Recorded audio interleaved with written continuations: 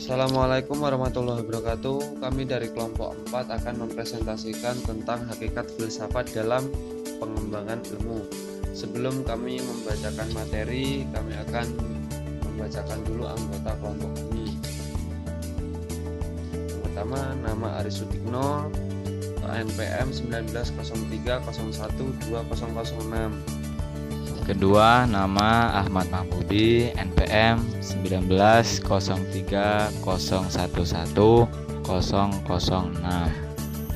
Yang ketiga, nama Irfan Aryan Bastara, NPM 1903011061. 1. Memahami arti filsafat secara filosofis. Inti filsafat adalah berpikir, dan berpikir adalah sebuah tindakan manusia yang bersifat eksistensial, utuh, dan menyejarah.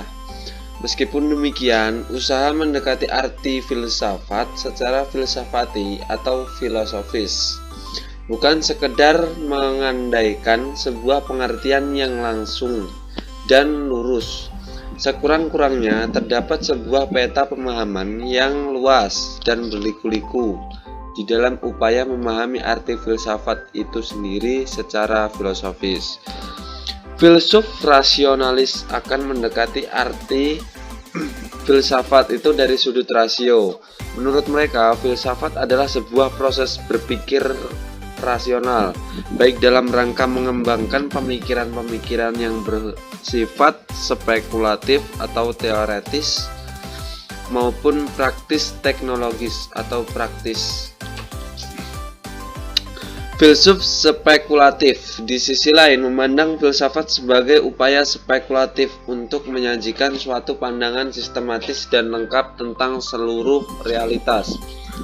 Filsuf naturalis di sisi lain akan meletakkan sudut pandang filosofisnya pada alam untuk menjelaskan fenomena-fenomena atau gejala dan fakta alam atau kosmos dari aspek keberadaan atau eksistensi fenomena tersebut. Filsuf bahasa akan menjelaskan arti filsafat dari sisi analisis kebahasaan untuk mencapai kejelasan makna kata dan konsep-konsepnya.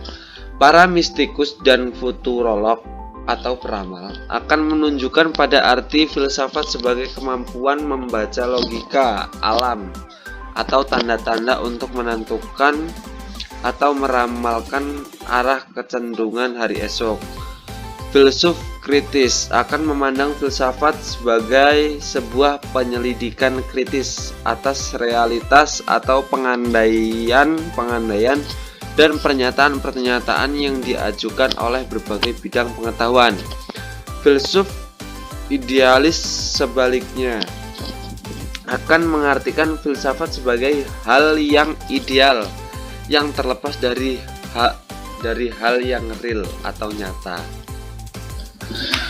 2. Pandangan para filsuf tentang arti dan hakikat filsafat. Yang pertama, Plato. Plato adalah filsuf pertama yang memiliki sebuah pandangan teoretis yang lebih luas dan lengkap tentang filsafat. Plato memiliki berbagai gagasan tentang filsafat. Plato antara lain mengatakan bahwa filsafat adalah ilmu pengetahuan yang berusaha meraih kebenaran yang asli dan murni. Filsafat, karena itu, berusaha menemukan kenyataan-kenyataan atau kebenaran-kebenaran asli, murni, dan mutlak. Yang kedua, yaitu Aristoteles. Murid Plato ini mengatakan bahwa filsafat adalah ilmu pengetahuan yang senantiasa berupaya mencari prinsip dan penyebab utama atau causa prima dari realitas yang ada. Ia pun mengatakan bahwa filsafat adalah pengetahuan yang berupaya mempelajari ada atau pri ada sebagai adanya. Aristoteles adalah filsuf besar 21 yang berjasa dalam mewariskan sejumlah pemikiran dan karya filsafat besar.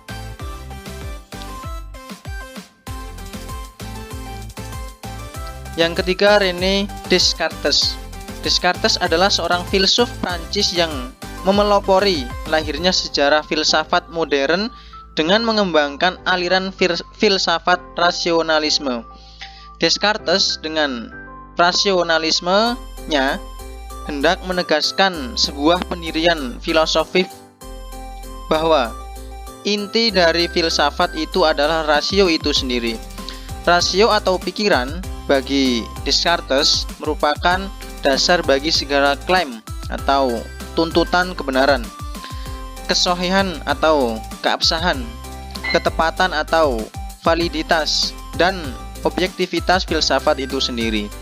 Konsekuensinya, segala klaim filosofis yang berada di luar tatanan rasio harus disangkal kebenarannya dan patut ditolak keberadaannya sebagai kepalsuan, sesat pikir, kebohongan, dan perasaan subjektif yang menyesatkan.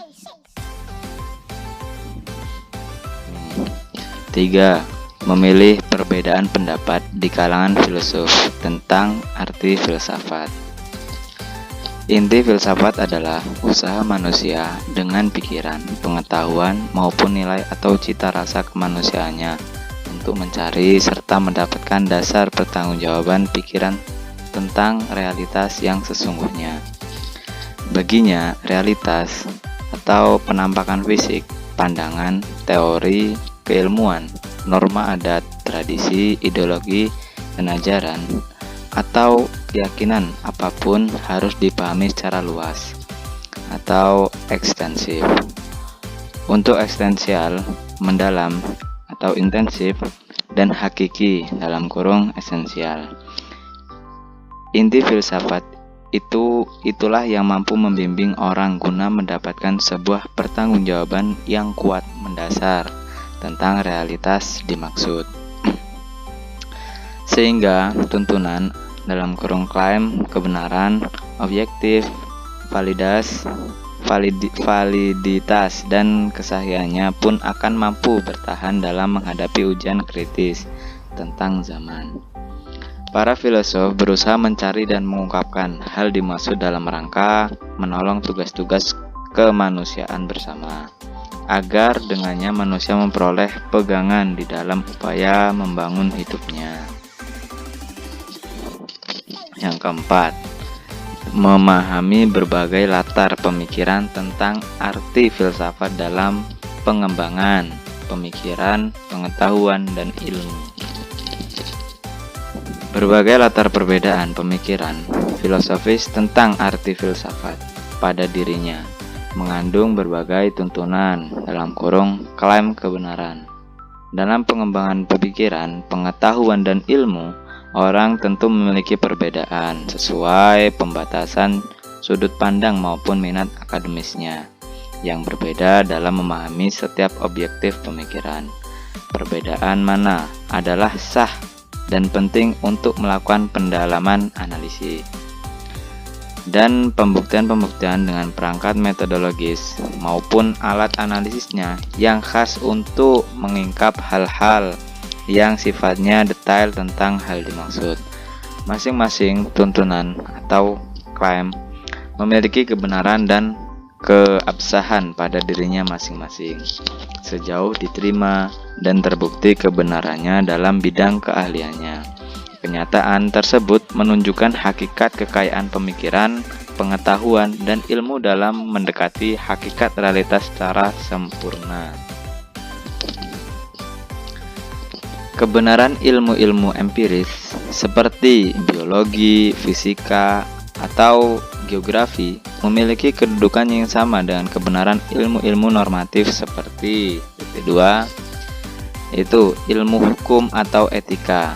Juga hal yang sama dengan ilmu-ilmu kerohanian seperti kebudayaan atau teologi. Orang karena itu harus makin mengembangkan keahlian dalam bidang keilmuan dengan mempertajam daya eksplorasi dan analisis serta pembuktiannya atas setiap pemikiran atau objek keilmuannya. Ya, mungkin itu dari kelompok kami yang bisa kami sampaikan. Kurang dan lebihnya kami mohon maaf. Kami akhiri. Wassalamualaikum warahmatullahi wabarakatuh.